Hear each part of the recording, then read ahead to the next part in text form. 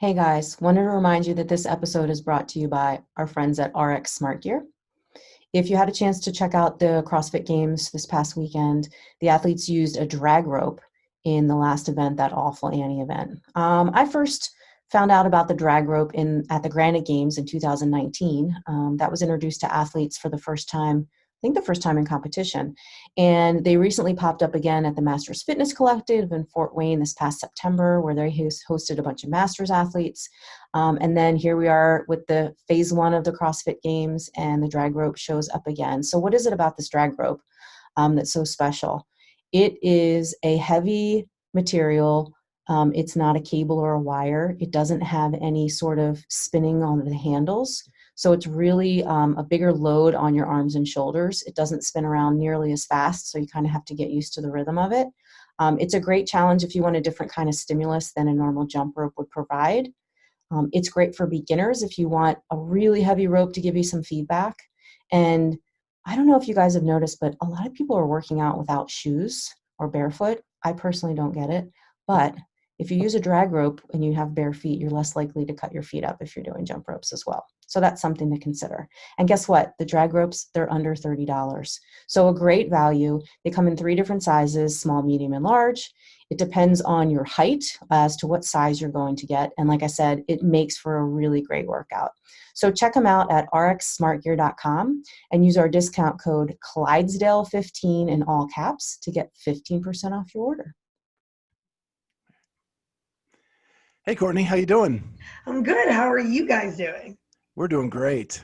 Just so our audience knows, Charlie's in his car because they are cleaning his office building. So if that looks weird and you can see the visor there on his camera, he's in his car. But we have Courtney Roselle with us today, and she was one of the finalists in the Titan Games. Yes. But she is so much more than that. So we want to dive into all that you are and learn as much as we can about you in the next hour or so. Yes, I'm all about it. That's why I'm here. All right. So you grew up in New Jersey. Yes, I did. Yes. And do you still live there today? Yes. So I grew up in a place called Cedar Grove, New Jersey. But I currently own a place in Jersey City, New Jersey, which is literally, I can see the Freedom Tower from my house. So I'm right next to New York City. So I moved all the way out towards the city, and I absolutely love it. Jersey City is one of the most diverse cities in the country. I believe we're in the top 10. So I love it so, so much, to be honest. That is crazy. One of my college best friends grew up in Jersey City. Really? Yeah. Oh, yeah. And he would talk about how he could see. So I went to college way back in like the 80s. But so the World Trade Center was still there. Yeah, the World Trade Center was still there. So like he could see the World Trade Center from Jersey City, but crazy how all that happens. Yeah, I know. Like I'm literally a hop, skip, and a jump to New York City. And again, like I love it. I'm right next to the Holland Tunnel. But again, I just love the diversity, the culture. And again, it is happening 24 hours. Let's just say that. If you went out to like a restaurant at 2 a.m., it's totally normal. It's very odd to some people, but it's not odd around here. So. Yeah, us in the Midwest, it's like we're in bed by 9:30. So yeah, right. I train clients till 9:30 at night because that's how late like people go when they work in the city and then commute to me. So I train clients till 9:30 at night, and then I'm like, wow, I don't know how anybody else makes it anywhere else, but yes. Wow. Yeah. So you grew up in New Jersey. What did you do growing up, as athletics wise? I played every sport possible to the point I wanted to play football, but my parents did not want me to play football. I grew up with 4 older brothers. So I'm the baby, and I have an older sister as well, so I'm one of 6. And naturally, my parents and babysitters were throwing me into sports. You know what I mean? They didn't have all the money in the world, but if they could throw me into activities and that was them babysitting me, they did it. So I played every sport, soccer, track. I ended up going to college for basketball, so that was like my niche was basketball. If you ever saw me in person, I'm 5'10". My legs are up to my chin. So can't teach height. That's what they say in basketball. You can't teach height whatsoever. That's right. Yeah. So I played every single sport possible. So coming out of college, discovering this CrossFit way of life just kind of brought up my competitive edge again of a sport. And that's why I fell like right into it and in love with sports all over again. So a lot of the like younger siblings, especially female siblings that we have on the show, and they talk about how growing up they wanted to impress their brothers so much, to be kind of a part of that group. Yeah. Were you like that? Yeah, I also think it's, I'm the youngest of 6. I'm like survival of the fittest. Because like you're the last one. Like, not like parents don't care what happens to you, but like you are the last one. They're like, just get through life. You know what I mean? Oh yeah. Yeah, they're just like, go. And hopefully your siblings and older like cousins and everything trained you to be a good human being. So yeah, I always wanted to impress my older brothers. I always wanted to play with older kids, my older siblings. Again, I was the baby. So again, I did every single sport possible to the point of wanting to play football. And my mom was like, no, you're not allowed to. So I went into cheerleading, and God, that did not work out very well. I tried very, very hard. So it's funny you say that. So I have 5 kids myself. And my youngest daughter is she's 3 now, and she tries to run with her bigger brothers. Now she's not going to be 5'10", I can tell you that right now. She's a peanut, but she'll mix it up with the both of them. So it's it's definitely that. Yeah, I think it's just like you get thrown into the fire when you're the youngest. Like, again, my parents were like, all to my brothers and my sister, like, go watch her.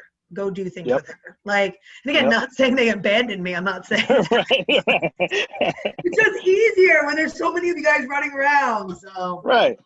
Yeah, you know where your sister is. Go find her.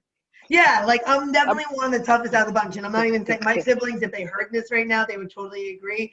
I am the one that my parents say they don't have to worry about so much because I'll just find a will and find a way because that's how I was raised. So, yeah.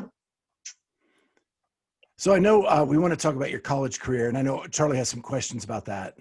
Yeah. Oh. Yeah. So you played a little basketball I saw there at Scranton.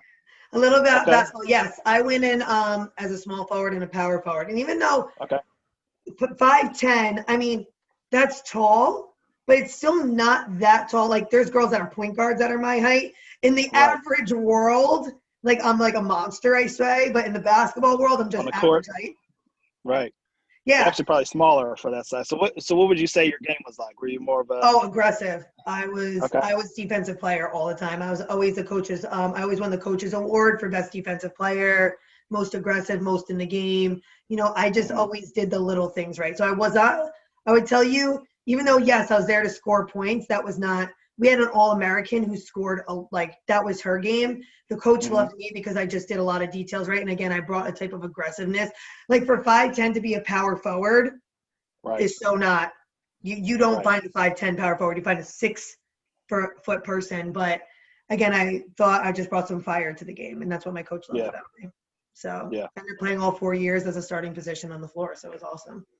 So I picture you as like that Charles Barkley type, little undersized, but boxing out and doing all those little things to. Yeah, like you don't want to get hit by me with a screen. like a Draymond Green, you might, somebody might get a little elbow. Maybe it's intentional, maybe it's not. Yeah, you might just get like the wideness of my body, but that's why my coach loved me. That's why I always got like the coach's award and always defensive player stuff and just the aggressiveness of the game. So yeah. So would you say some of that aggressiveness is what led you to the WWE tryouts? Yeah, I also just think my authenticity of owning who I am, that I am a feminine tomboy. After a while, when I was growing up, playing sports and being a girl was weird because I had friends that were girls, but I had to define my femininity. But then when I was playing with the boys, I had to define my masculinity. It was really weird. Like I was picked first in dodgeball, and girls were like, "Oh, you're like a boy." But I wanted to wear dresses and be like a girl, and it was weird. Right. It was it was like identity crisis in my own body, just being myself though. Like I'm a bigger stature, so when I grew up, I would think that I just accepted it. I was like, yes, I like to lift all the weights in the gym, every single one of them. But yeah, I'm going to go get dressed up and like go out and get my nails done and everything in between. I had purple hair. So I think that was WWE kind of attractive was that I kind of just like led my own path. So was that something you grew up watching? Is it something that Truthfully, no, I did not. No, I did. I just wasn't a super fan. So like, there's like watching WWE and then being a super fan. I just wasn't a super fan. Right. But of course, I watched WWE with like my brothers and stuff like that. It's funny because they entered me into WWE just because my friend was saying, I think they'll love your stature and love your personality. And he basically entered half of my application in for me. And then I found out he entered my application in for me. And I was like, wait a second, what are you doing? And then I finished up my application. I was like, you know what, might as well go for it. It's a once in a lifetime opportunity. So. And how was that experience for you? That was fun. It was a lot of fun. It's a different type of fitness because I do think CrossFit is one of the top tiers of fitness to do, not just because I'm in it. I'm biased to it, yes, but we're functional all around. But when you have to roll on the floor over and over and over again and take bumps over and over and over again, my neck was like, my traps were up to my ears because my neck was like this. I just wasn't used to that tense, like upper body so much. And I had marks on the ropes all over my back. It's like a lot harder than people think. But the strength and conditioning of it, I crushed. So well, it's funny, you see a lot of those superstars now are CrossFit athletes. I mean, yes, they mostly Seth Rollins and Becky Lynch, they all train CrossFit, every single one of them. And that was the awesome part about it because the strength and conditioning portion, the testing of it, they basically put us through CrossFit. And I was like, let's go. I'm all about this. Yeah, I was like, bring it on. So what was that process like? Was it a full tryout where you trained for a while and learned everything and then they just made cuts or? Yeah, so it was, I got invited out via an application online, over like 10,000 applicants. They FaceTimed me, just kind of meeting me in person, seeing my personality. And then they flew me down to Orlando or Atlanta. No, that was Titan Games. They flew me down to Orlando for 3 days. They put me through a very, very, which I thought was awesome, medical and physical test. They really do check you out. They have about 4 doctors that make sure you're medically cleared in WWE. You know, it is a lot on your body. And then the next 2 days, they put you through interviews of how you would be on camera. So you got to come up with like a promo of yourself for a minute. So I made up a rap about myself to Fresh Prince of Bel-Air. The rap song, like the beginning of it, I made up like, this is a girl all about Jersey. Like I literally went to the rhyme and they were like, we never in our lives. I was like, you know? Oh my gosh. Come on, is that recorded anywhere? Oh yeah, you remember I have as recording. I concentrated so hard on making this plane, like on the plane ride, like making the rap work. I was like saying it to my passengers next to me. I was like, what do you think? They're like, what are you doing? Yeah, so they never had someone rap to Fresh Prince of Bel-Air, but that was me. I love it. Oh my gosh, that is priceless. Yeah, so I did that. And then they put you through strength and conditioning. So you had multiple days. You were there for like 9 hours a day. So like the first session was strength and conditioning. Second session was interviewing. And then they put you through like rope stuff for like 2 or 3 hours. So yeah, it was long days. And that was for 3 days.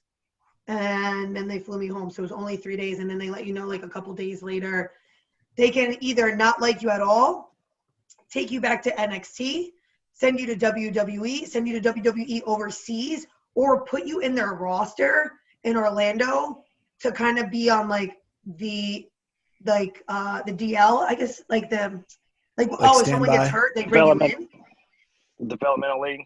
Yeah. So they asked me to come out. They liked me, but they didn't know what they wanted to do with me. And I was already like 29 at the time and I wanted to do nice things. I already established myself with my own business and they didn't know what they wanted to do with me. And that could take years. So I kind of just gladly had to like decline it, but in the best way possible. Like they're amazing people. They're awesome opportunity. I just wanted to grow on my own with my own company. So that was it. So when you were in college, you played basketball, you retired, and then how hard was it for you to find something to replace that competitive sport and fire that you had? It was the weirdest transition. The weirdest, because then I would go to Gold's Gym and try to work out for like 3 hours. And I was like, I didn't know what to do. And then I tried to play like a Zog sport, which is like a recreational sport by me in New Jersey. And even though it's playful, I'm a little bit too competitive for it. So like we went into dodgeball as our first sport and I went in with fire. So yeah, we get that answer a lot. I transitioned very well to playing in recreational sport. So my brother, 3 years after college, 22 because I was 25. 3 years after college was like, there's this cool thing called CrossFit. You have to do it. And the first day of it, I got instantly hooked because you chose to be competitive or you chose to be a part of the community. It could be competitive or not.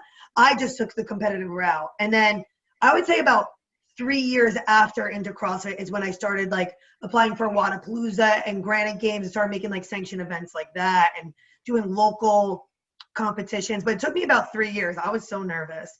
Like the first open, I was so nervous.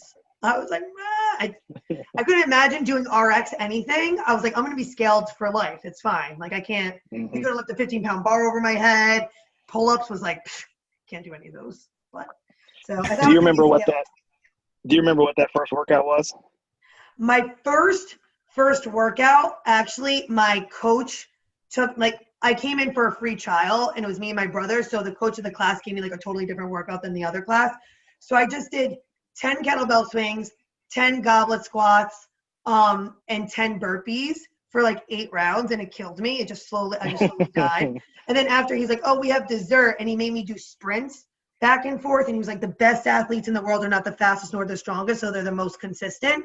So he would make me sprint 100 meters, and if I did it in 30 seconds, he's like, take a minute break and do it again. He made me do it 4 times, and I died. Yeah. But you loved it, and you came back. But you loved it. Loved it. I loved every minute of it. Because, it brought out the competitive fire. It gave me a workout that I was used to all over again of getting, and, yeah, that was it. It took me one try, and I'm like, boom, set. Now I've been doing it for I'll be after 8 years this year, so. So do you think it just reminds you of like those days when the coach was driving you to get better in practices and the same thing happens in a CrossFit gym? Yeah, and I just think there's a certain type of struggle and community that comes in a CrossFit gym. Everybody's going through the same workout. Everybody's dying slowly at the same time. It brings a bondness, and it also made me have relationships I would never have in my life unless I walked into a CrossFit gym. I always tell people the barbell has no idea what race, gender, nationality, sex that you are, nothing. It just knows if you're strong enough to pick it up or not. And I love that to neutrality. Like it literally makes us neutral throughout this world. And when you walk into a CrossFit gym, and I think that's like such a beautiful thing. Like I wasn't walking into they were like, oh my God, she's a strong female. They were just like, wow, she's really damn strong. And I thought that was pretty cool. So that's a perfect segue to, when I watched the Titan Games, your story talked about you having struggles, being bullied because of your shape and size as a female growing up. So walk us through that. What was that like growing up with the bullying?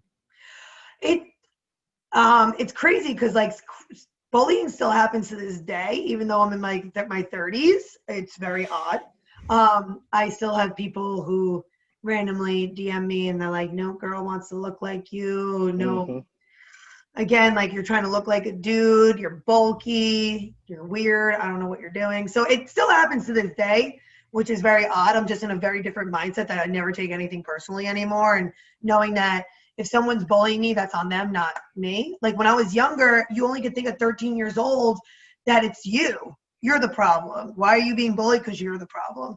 So I just got made fun of. I was 5'10". I was the biggest in my school at one point because girls grow faster than guys. So I was 5'10". I was the tallest in my grade in 5th and 6th grade. So I was like lanky. I had a unibrow, buck teeth. I had a bowl like haircut. So I just looked so different. And again, I was a strong female. And again, with the girls, they were like, you're being picked first at dodgeball. And they're just like, ew, like you're playing with the boys and you're gross. Kind of like shoving me into a corner some days. But then when I came in with like being girly and a dress on and my nails done, then they wanted to play with me. It's very odd. It was just odd. And same with the boys. Like if a boy had a crush on me, quote unquote, they couldn't have a crush on me because I was one of the boys. They're like, oh, she looks like a boy. And like the guys would be like, I like her. And they're like, ew, you like Courtney? It's like, yeah, it was the craziest thing. But the greatest thing about it was my brothers, my family. I come from a huge family back here. They never made me apologize for it. So I never went home to my home environment having to be like sorry for who I was. They were just like, own it, be it, live it, let's do this. So, and especially my brothers. Not mind you, I come from a very strong female background, but my brothers made me who I am. So mentally, did that help when you went back to school the next day? Because you knew that you had this supportive family unit that always made sure that you were who you were meant to be. Yeah, absolutely. Again, school, even though that was like 8 hours of my day, my weekends, my mornings, my nights were spent with my family, never having to apologize who I was. So if I even had a bad day, went home to my family, they would pick me up, they would say everything's good, and get right back out there. So yeah, absolutely. My family support, I'm very, very, very, very, and I can't say very enough, lucky to have who I have in my life. And your parents divorced when you were young? Yes. So Yeah. you were raised by your mom? I was raised by my mom. So when I say 4 brothers and a sister, 3 of them are my stepbrothers and my stepsister. But my parents literally were separated since I was born. I met my step-parents when I was 3. So I don't know my life without them. So I just have brothers and sisters. So yes. So the reason I ask is the next part of your story is you wanted to be a model, or people thought you should be a model. Yes.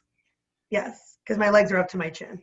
Right. So you went to a modeling agency, and they had different thoughts.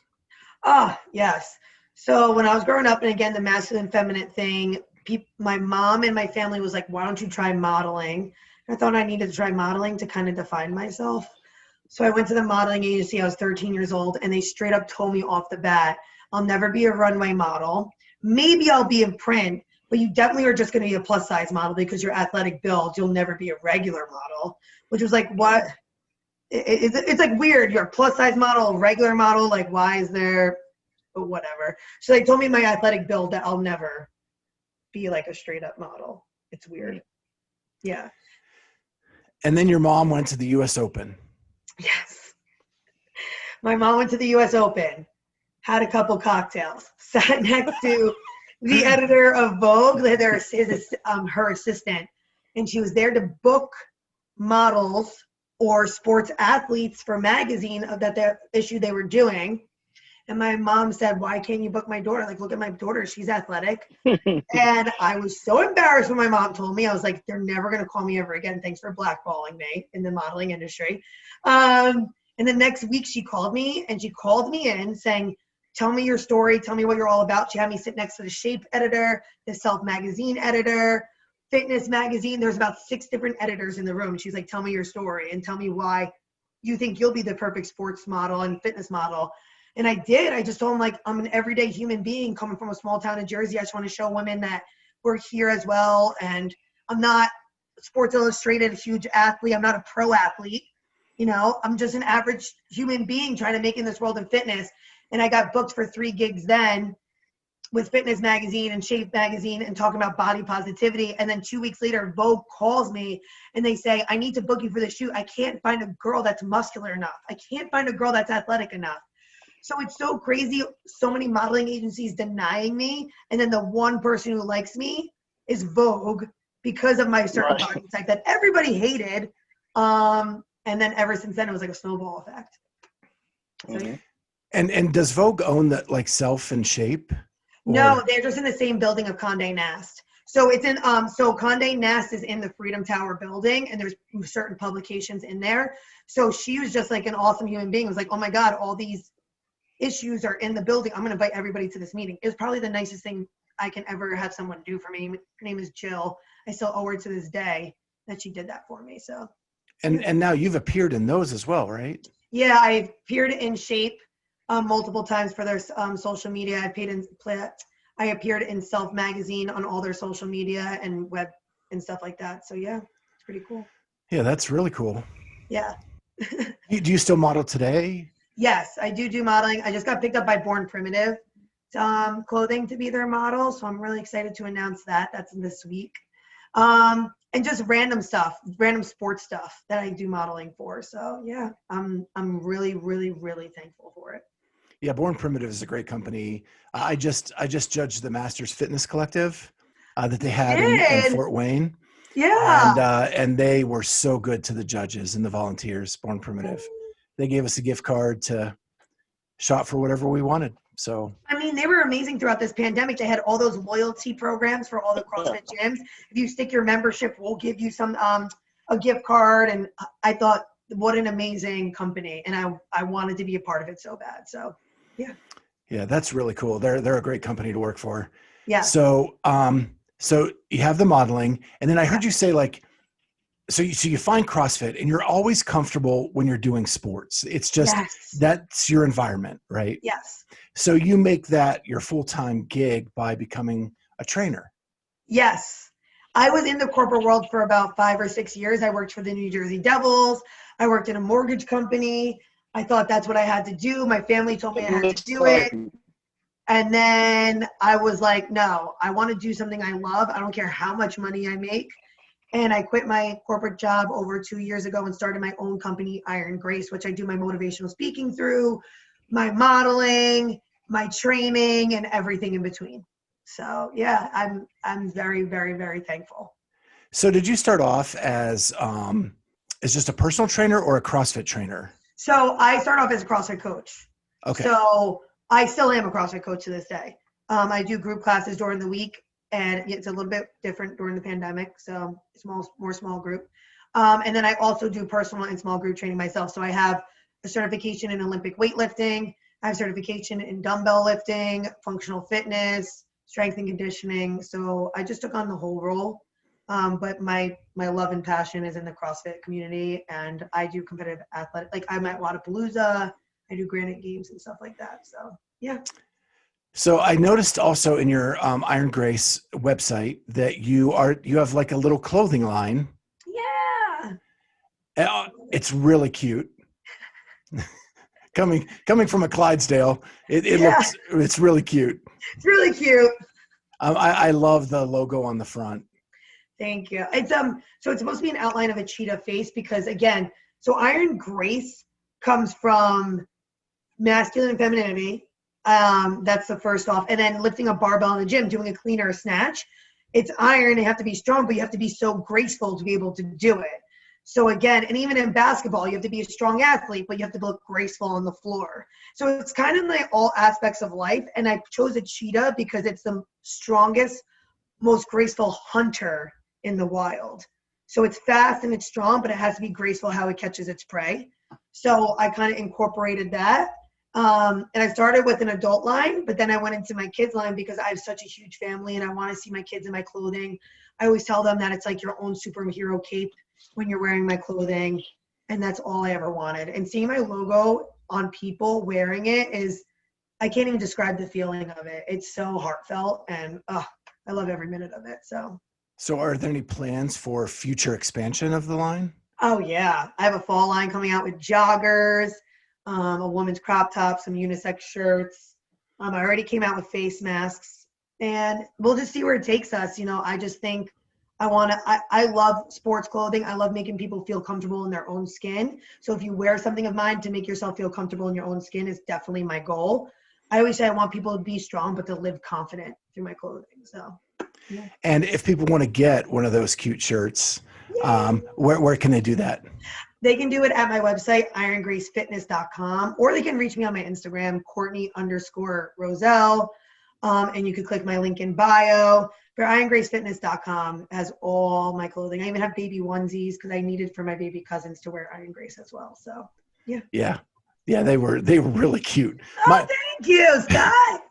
My baby girl is 19, so she doesn't fit in onesies anymore. but yeah, that's awesome. Yeah. So then you talked about some competitions that you started doing, Wadapalooza and the Granite Games. Yeah. So tell us what that was like. Oh my God, so much fun. It's so much fun to be in a sanctioned event, under the lights, under people, thousands. I mean, Wadapalooza is like a mini CrossFit Games.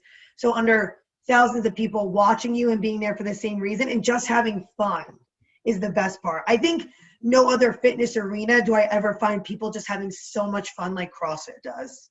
Yeah. People, like, we love the grind. We love the craziness of going through a WOD and slowly dying on the floor after, maybe because of the exhaustion and knowing what it did to our bodies and the endorphins it releases. But it's so much fun. But I did individual Wadapalooza last year, and then 2 years ago. And then this year I did team. I'd rather do team. Nothing against individual athletes. I just love being on the team for it. And the matching outfits. We grew up playing team sports. Yeah, I only did play team sports. Like, that's all I ever did. So I love being on the teams. And the co-ed teams is even more fun because to see women and men doing the same exact things, I think always makes people's eyes just go pop out of their heads. So, yeah. Well, and how to feel more comfortable. You grew up with almost like this identity crisis. You played with the boys, but you wanted to hang out with the girls. Yeah. And now you have co-ed team sports where you get to do, nobody cares what gender you are anymore. No one cares. No one cares. And that's the most amazing thing about the CrossFit arena. It doesn't matter what your body looks like. And if you're in CrossFit, you can never judge a book by its cover. Ever, ever, ever, ever judge a book by its cover. And I think that's the coolest things too. And it just brings communities together. It really does. And I love every minute of it. So were you able to go to the Granite Games? I know you mentioned that as well. Yes, I did go to Granite Games as a team as well. That's when I did teams of, so Wadapalooza changed this year and it was 2 girls and 2 guys. I went to Granite Games when it was 3 girls on a team, and that was a lot of fun. So much fun. And I met the girls originally from Wadapalooza when I did individual. They were in the same division as me, and they messaged me 6 months later and they're like, yo, you want to try for Granite Games? And again, I would have never met those girls if I didn't do CrossFit, if I didn't go to sanctions. I mean, it's cool how relationships form, and they come from such different backgrounds of me. One was from Kansas and one was from Maryland. So it's cool. Yeah, that's really awesome. Yeah. So I was actually scheduled to go to Granite Games this year. Had my hotel all ready to go, and then COVID takes it all away. Yeah. I mean, I wasn't planning on doing, I did Wadapalooza was my last one? Yeah. I wasn't planning on doing Granite Games this year just because I was exhausted. I came from WWE to Granite Games to Wadapalooza, back to Titan Games, and then Wadapalooza again. And I was like, oh my God, my body, I just need a break, please. Yeah, we had Kelly Stone on a couple weeks ago, and she was talking about how she's almost glad she didn't make the finals of Titan Games because Wadapalooza was like immediately after the finals. So I made it to the finals because I won the East. It was 3 days later, 3. So I just went through the Titan Games for a month, having to train for the Titan Games somewhat. You don't really train for the Titan Games, you just become the athlete that you are. So I'm training for Wadapalooza, but I'm being shot on TV. But the TV hours are almost 16 hours a day sometimes. So trying to find time to work out. And I'm like, yo, I have a competition I have to go home to in 3 days. Like, it was a little nutty. I was very exhausted when I got back. And then I think it was a week after we went into closing down in New Jersey. So it was a little weird. It's been a weird 2020. So that's a great segue to the Titan Games, right? Yes. So you qualified, you went through the qualification process, and yes. from our interview with Kelly, she talked about how it was like a combine. Yes. Like everybody kind of shows up and shows what they got, and then they pick who gets to move on from there. Yes. So what was that like for you? It's funny because Kelly was one of my first friends at the combine. I love her. She's awesome. So it was, so they brought us into an arena, and you had to do a max deadlift, max effort hang from a rig, 100-yard dash. There's about 6 different events. And you had to be filmed doing everything. So there was cameras everywhere at all times. And then usually right after you conclude with the event, you would have to go on camera and see how you react to just concluding the event to see, if you have a personality for a camera as well. But the greatest thing about the Titan Games, it sounds so crazy, but your athletics came last. You looking on camera and how you react came second, and first actually just became your story and what you brought to them. So they really, really, really, I would say Dwayne "The Rock" Johnson cared about how you are as a human being and what you bring into this world every day, that they focus on the most. So. Well, that's what pulls in the viewers, those great stories, right? Yeah. That's why everybody I know hated on us not mentioning CrossFit, but there was a reason they didn't want to mention CrossFit. Number one, it's a brand.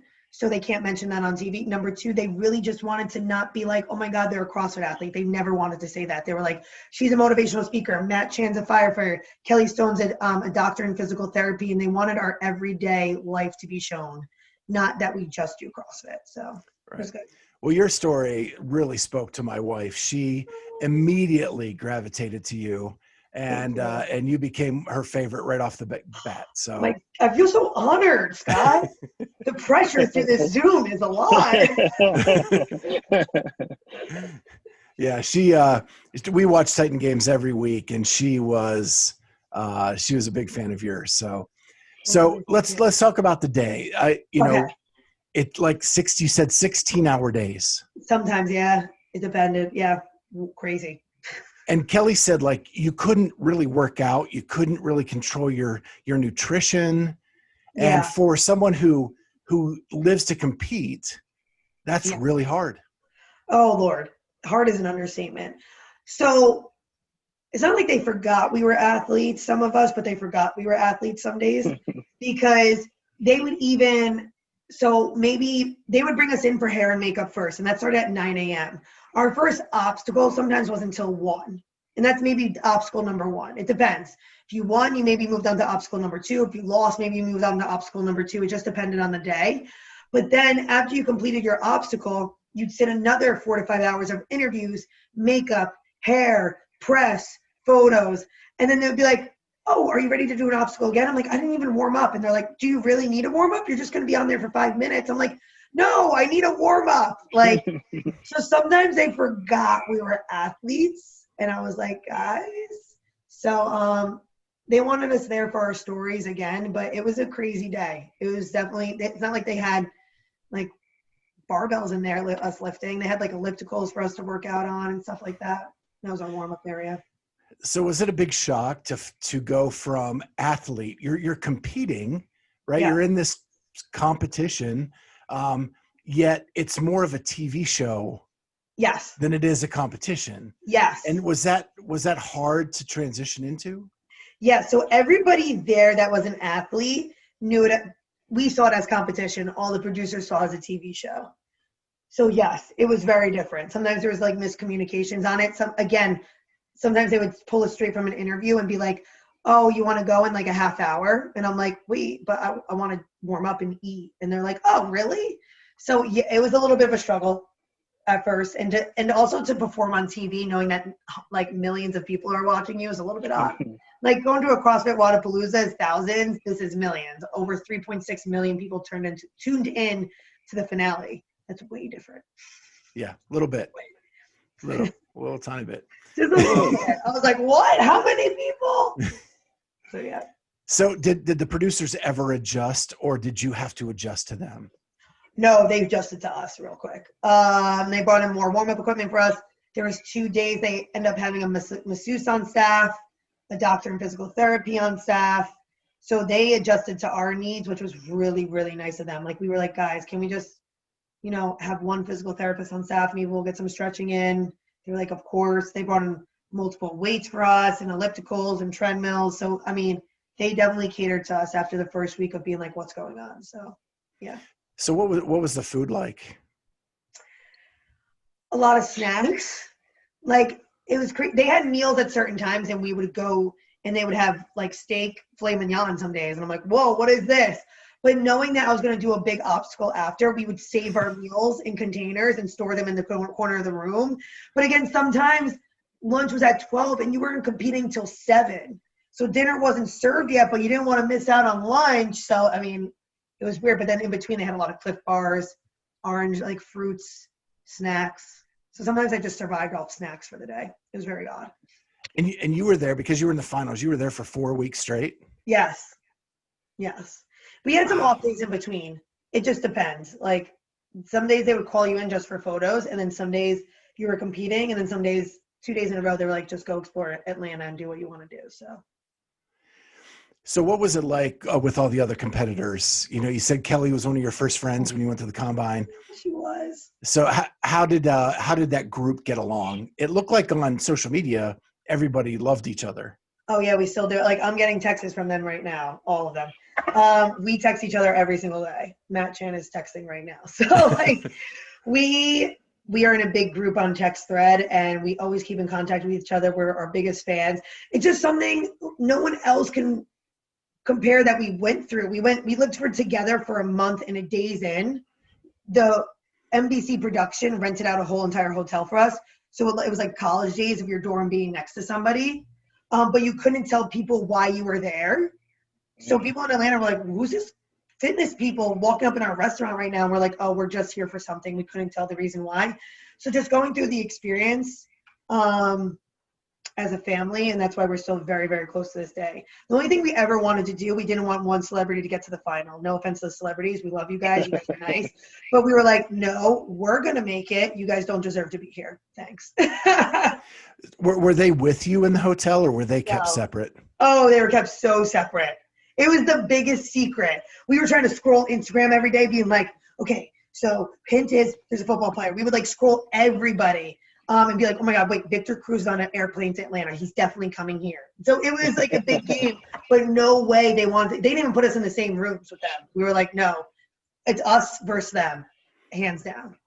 Well, that made it obvious that they were the enemy, right? Because Yes. I mean, they're probably getting filet mignon for every meal, and We're getting Clif Bar snacks.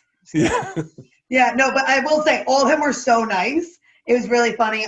Jessie Graff actually she asked the producers, she's like, can I go like say hi to them? And they were like, no. So the producers wanted to keep us so separate, which means the rivalry was even bigger. We were just like, no celebrities, no. So yeah. Oh wow, Yeah. that's something I learned new now. So that's awesome. Yeah. So what was your favorite event? Lunar Impact by far, when I pushed the wall. By far was my favorite. I mean, getting up the ladder and pushing that wall is something I'm good in CrossFit. I'm more of the strong athlete. I'm not the gymnastic athlete in my arena. So doing something of like physicality like that feels pretty awesome. So when you're running to the wall, can you tell if the other person's got there first or not? Yes, you can tell because it's on a mini half moon. I guess you can like a semicircle, so you can tell when they're going to hit the wall and when you're going to hit the wall. You just hope to be the first one to hit it. And I was happy that Chantel, I love her to death, and she's Jersey too, but she tripped up on the wall getting up a little bit. So kind of gave me an advantage that I was going to hit the wall as far as possible, as hard as possible, and kind of scare her a bit. That's what I told her. I was like, I was going to scare the hell out of you. And she goes, oh, you did scare the hell out of me. How heavy was the wall? I don't even know pound wise. They did say it on TV, but it was pretty movable. I didn't know the weights. You were not allowed to know the weights of anything. So let's get that clear. I didn't get to climb one obstacle. I didn't know the weights of anything. Even when I did nuts and bolts, we were asking like, how much does a gold plate weigh? And they said, you'll figure it out when you get there. So I was like, okay. And for a CrossFit athlete, that's all right. Oh yeah. The CrossFitters were in our glory because we said we're always prepared for the unknown, always. Mm-hmm. So other people that were not used to it were like, oh, well, another day. So that was pretty cool about us. And we definitely bonded as a group over it. So you make it to the finals. Yes. And it's you and Danny and Margot. I know. The most beast athlete. I know. I was like, listen, my goal was to make it to the East. And then I was like, if I lose between these two, I'm pretty set in life. I'm doing okay. Have you seen them as athletes? I mean, not only are they awesome, I mean, like caliber of athletics, but they're really, really, really nice humans. So I was like, let's go. Well, and we've had Margot on too. She's just one of the nicest people I've ever met in my life. That's like an understatement. I'm pretty sure she's an angel from above. You meet her, I keep in contact with her the most, I would say. And she always just checks in on me. Like I'll get a text from her at least once every 2 weeks, like being, hey, I was thinking about you. What are you doing? And I'm like, do you have an alarm set on your phone to check in with me, or are you just that good of a person? Have you ever asked her what happened when she tried to put her shoulder through that wall? Oh yeah, I was texting with her that night, and I was like, I don't know how you didn't break your shoulder. And she goes, I don't know. Right. I was like, you hit that wall. I was there for the finals, but you can't see because she was on top of Mount Olympus, and I knew Yeah. the whole crowd. I guess saw it on the TV and was like, oh. Ooh. So I was like, oh, why would they say that? And when I saw the live TV, I was like, oh my God, that's Margot, did you dislocate your shoulder? She was like, I Right. know. So, so I'm trying to remember the first event is when you're knocking down the poles, right? And you're trying to climb it. And that's Yes. where you were taking on Danny and the legend Margot. The legend, yes. And it was close, if I remember right. Like yes, really Margot close. and Danny were close. I'm horrible at hitting a hammer, I realized. I didn't put my body into it enough. I was like, dang it. But it was close. I mean, all the competition was close. Even the Herculean pole, they can't show it. But me and Margot were up there forever going back and forth. And everybody said, oh my God, your legs must have been burning. I was like, no, my forearms were about to fall off. Both of our forearms, because you're hanging like strapped around like a koala on it. Okay. We were up there for a very long time. Mm-hmm. Yeah. Wow. Yeah. So looking back, was it a great experience? The best. And I got Would you do it again? I would do it all over again. People are asking me, are they going to call you back? And I said, I hope they do, because I am the Titan of the East, quote unquote. So I hope that they call me back to like defend the mountain. I 1,000% would do it. And of course, I mean, if Dwayne calls you, go. Right. You go wherever The Rock wants you to be. Okay. Yeah, he was just like so awesome of a human that yeah, of course I would go back. It was a lot of fun. And did you get a lot of time with The Rock? I would feel like I got a good amount of time with him. Mind you, he's a very busy human being, but he knows every single athlete that's there. Every single athlete. I didn't know he handpicks all 36 that get called out. So it was over 10,000 applicants. You get invited to the combine. It was like 80 something. And then you get picked out by The Rock by 36. And so he knows exactly who you are. Yeah. Which is pretty cool when he says your name the first time. He's like, Courtney. I was like, what? Who? Who? Who are you talking to? He's like, you. I'm like, what? And you got to meet his daughters, right? Yeah, they love the female. So the greatest thing about The Rock, too, he's a girl dad, big time. Yep. So he loves women empowerment. He loves the female athletes, and all his daughters were like, are the girls going to go again? Are they going to go again? So, yeah, he was really, really, really awesome and humble human being. So we talked kind of before we got on air, and you mentioned that there were 3.6 million viewers for that finale.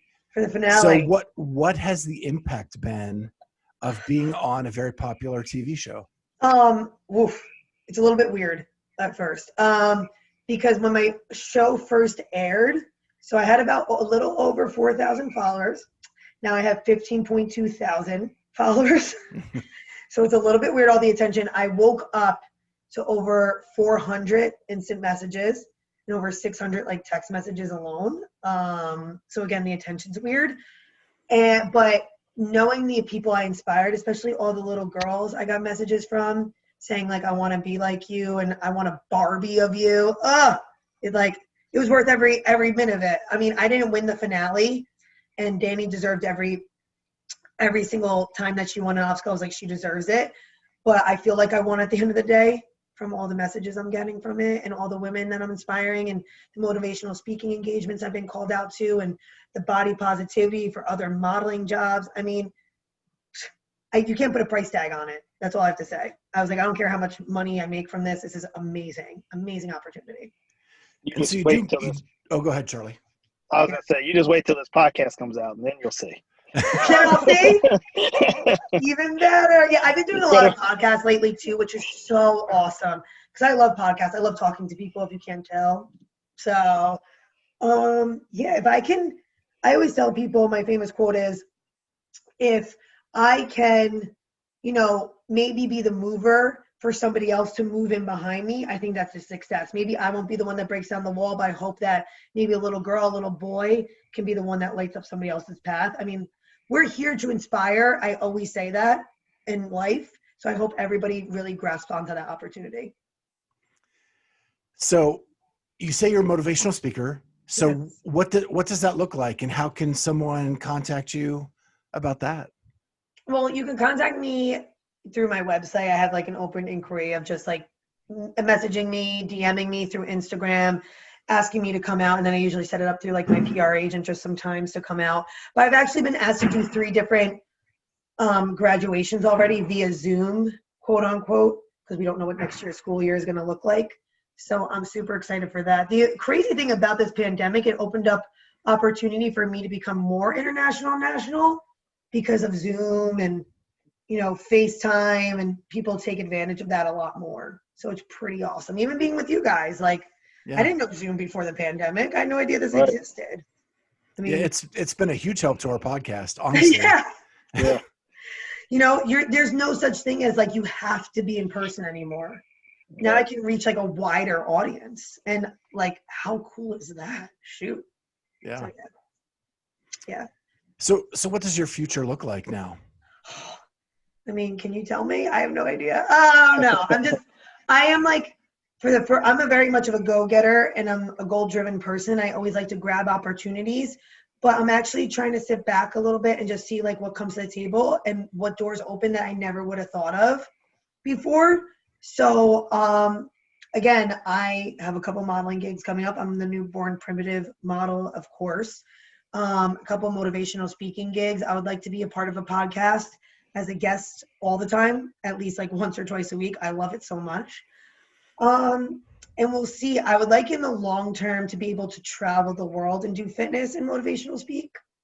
So I think that's pretty cool to bring in different like cultures and communities and see what people do around the world for fitness is pretty cool. Not just necessarily CrossFit. Different tribes, like I don't even know. Like what do people do in different countries that we don't even know about? That'd be pretty cool. So I have a couple questions. I'm trying to sort them out in my head right now. And that is, you seem to be open to try new things all the time. Yes.